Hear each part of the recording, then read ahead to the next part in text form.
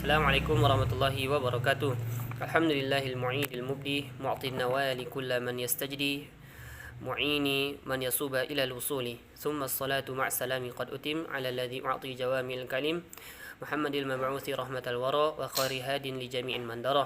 Allahumma la sahla illa ma ja'altahu sahla wa anta taj'alul hazna idza syi'ta sahla.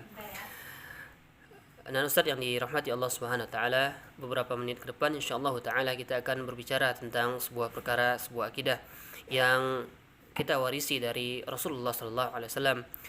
Rasulullah sallallahu alaihi wasallam mengajarkan, mendidik umat beliau di atas akidah tersebut. Rasulullah sallallahu alaihi wasallam mengajarkan kepada para sahabat, sahabat mengajarkan kepada tabi'in, tabi'in juga mengajarkan kepada atba' tabi'in. Namun sebelum Ustaz menyampaikan akidah tersebut, Ustaz ingin bertanya beberapa hal. Pertama, dari mana antuna mengetahui tentang kewajiban berpuasa? Jawabannya dari Al-Quran dan Sunnah Rasulullah SAW.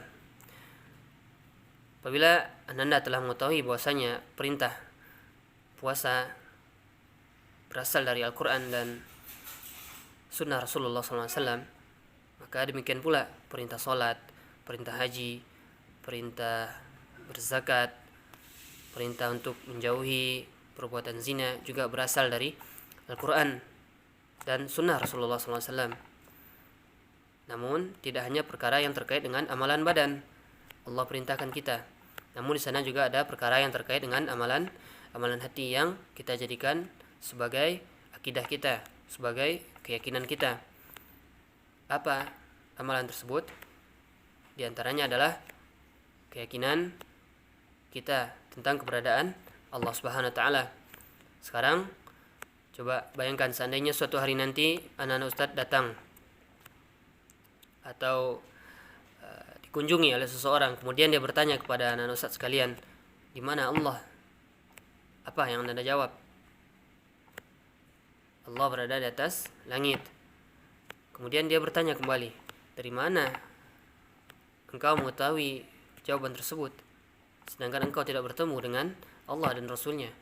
Kemudian jawablah dari 4 perkara yang akan Ustaz sampaikan berikut. Pertama, Anda mengetahui bahwasanya Allah Subhanahu wa taala berada di atas langit dari Al-Quran. Ada banyak dalil dari Al-Quran yang telah dikabarkan oleh Allah Subhanahu wa taala melalui Al-Quran tentang keberadaan Allah yang berada di atas langit. Di antaranya adalah firman Allah Subhanahu wa taala dalam surat Thaha ayat 5. Ar-Rahmanu 'alal 'arsy istawa. Ar-Rahmanu 'alal 'arsy istawa. Ar-Rahman, zat yang Maha Pengasih lagi Maha Penyayang, beristiwa di atas arsy-Nya. Istiwa maknanya adalah tinggi. Secara bahasa Arab, istiwa maknanya adalah tinggi. Di mana posisi Allah tersebut? Allah Subhanahu wa taala itu berada di atas arsy-Nya, tinggi di atas arsy-Nya. Kemudian di ayat lain di surat Al-A'raf ayat 54 juga Allah Subhanahu wa taala berfirman, "Inna rabbakumul ladzi khalaqas samawati wal arda fi sittati ayyamin tsumma istawa 'alal 'arsy." Allah Subhanahu wa taala berfirman, sesungguhnya Rabb kalian adalah zat yang menciptakan langit dan bumi dalam 6 hari. Kemudian dia beristiwa di atas arsy. Istiwa tadi sekali lagi Ustaz tekankan maknanya adalah tinggi. Apakah Allah berarti membutuhkan arsy? Tidak. Allah Subhanahu wa taala maha kaya. Allah Subhanahu wa taala tidak membutuhkan satupun dari makhluknya. Ya, kita tidak boleh mengatakan bahwasanya Allah Subhanahu wa taala memerlukan arsy-Nya. Kemudian ada lagi yang bertanya, bagaimana bentuk istiwa Allah tersebut? Bagaimana bentuk Allah tinggi di atas langit? Maka kita jawab, Anda tidak perlu bertanya demikian, karena Allah tidak mengabarkan tentang tata caranya. Bentuknya seperti apa? Allah tidak kabarkan. Cukup kita imani saja bahwasanya Allah Subhanahu wa taala berada tinggi di atas arsy-Nya. Kemudian dari surat Al-A'la, Allah Subhanahu wa taala berfirman, "Sabbihisma rabbikal a'la." Sucikanlah Rabb engkau yang maha tinggi. Allah mensifati dirinya dengan Al-A'la, Rabb yang maha tinggi. Apakah tinggi berarti di atas bumi? Tentu tidak. Ada hal yang lebih tinggi lagi daripada bumi. Berarti Allah di atas gunung? Tidak. Ada lebih tinggi lagi di atas gunung. Allah berada di atas langit? Tidak. Malah Allah lebih tinggi lagi. Allah berada di atas arsy-Nya, dan di atas arsy itulah Allah Subhanahu wa taala berada. Bagaimana bentuknya? Kita tidak perlu bertanya demikian. Cukup kita imani bahwasanya Allah Subhanahu wa taala berada di atas arsy, di atas arsy.